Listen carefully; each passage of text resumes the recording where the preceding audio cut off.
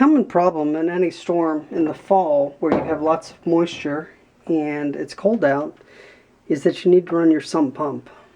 It runs off a normal 110, and the problem is when you lose power to your sump pump, which is very important. It'll keep your basement from flooding. Now, I wanted a way to get past this so that it would be easy to run. So I bought some supplies and I'm about to show you them. So I could run the sump pump at night on battery power and then just run them during the day with my generator. I've already got the battery and inverter from my pellet stove, but I also want to run my sump pump at the same time. So they have sump pumps that run off a battery. They have a battery backup. You can get them, they're completely automatic and they're great, but the problem is they cost about $400. So I bought the second battery, which was about $160, plus the cheap inverter, which was about $45 from Amazon. And I'm going to try to go the manual route, and today I'm going to try that inverter for the first time. And I'll show you all the supplies I have in order to run the sump pump on battery at night, so I don't have to run the generator all night. Okay, here are the supplies I have to run this sump pump manually. So I got this cheap modified sine wave inverter off of Amazon, excuse me, for $45. I got these two cables from Walmart. These were about $4 a piece. These are 4-gauge wires, and they're about 24 inches long. Here are my two batteries. Okay, you can see this battery here is being topped off via my solar setup that's up on the deck. I plan on putting these two in parallel. I may take the little power packs out of the mix because I don't want to ruin the batteries. We'll see. But anyway, this battery, this big, these are both 105 amp hour AGM batteries. This battery is for my stove. This is so I can run it overnight. That'll run for about 10 hours. This second battery that I just got is for my sump pump, so it can run overnight. How long it'll run, I don't know. I'd say the sump pump takes 600 watts for about a minute, and it maybe runs once every couple hours, maybe once an hour in a storm. But if I don't need to run the sump pump, I can put these two in parallel, and then I've got 20 hours of runtime for my stove.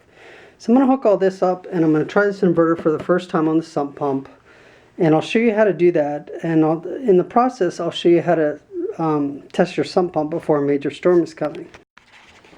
Okay, I wanted to show you this. This is what the inverter comes with from Amazon. It comes with the inverter and these two cables that'll connect right to the battery. I'm not going to use those. I'm going to use those thick ones that I bought. Looks like these are about 6 gauge, 8 gauge. These are 4, so these are better cables. However, they give these to you so it's convenient. You can just, it's got one jack on it. You can connect that to the inverter and then just clamp that onto the battery. I just wanted to show you this real quick. One concern with using these big thick wires is that they have these big metal things on there. You want to make sure these two don't touch, because if they do, you'll get a full 12 volts here and it will short this battery out, which you do not under any circumstances want to do. So if you're a novice, it might be better to use these that came with it because it's got these plastic things on there so it doesn't short out. See, if I don't orient them properly, they'll short out, which will short out a 12 volt battery. Depending on the battery you use, it could explode. So I just wanted to show you that real quick. Okay, I've got this all hooked up. I wanted to show you. So there's my 105 amp hour battery.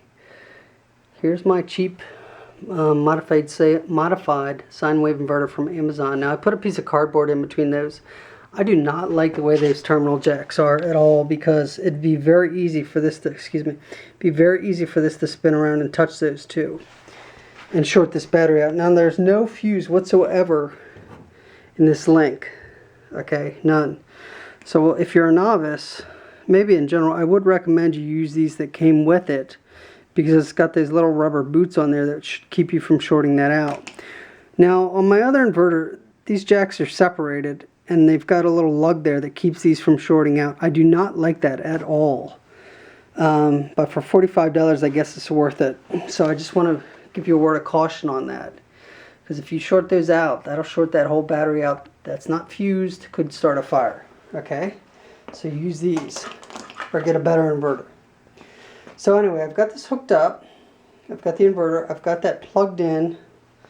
Here's my extension cord. Excuse the mess. Runs all the way, and I'm plugging into my sump pump. So in a minute I'll go get some water and we'll see if it actually works. Okay, test and see if this inverter will work with the sump pump. I have this, I guess it's about a 3-gallon bucket. I got this for grass seed. These are good to have around in case you need to flush the toilets and stuff in an emergency. You can use gray water and pour it down there to flush the toilet. Okay, excuse the mess. Let's try this. So I've got my bucket here. And in a storm, this would not be this messy. I'm just giving this a try, so we'll see if it works. I may need another bucket.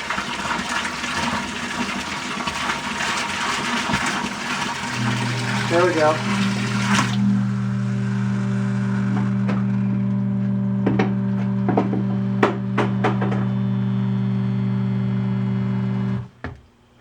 Okay, that worked flawlessly. The inverter worked flawlessly. This setup will absolutely work. So now I've done the test. I've done the test of the cheap inverter. I've done the test to see if it works. And it's a success. So that's all you need to do to run your sump pump in a power outage at night. Okay, so here they are together. I oriented them the other way so that if they slip they wouldn't short out. However, these jacks just screw on with these little things. Look at how loose it becomes. So it's going to be real easy for this to slip and for those to touch. It's not touching now, but I don't imagine it'd be that hard for this to just jiggle around and for this to slip. Right there it's touching. Both of them are touching. Now when it did that, in real life it would short out that 12-volt battery, which you do not want. See how easy that is?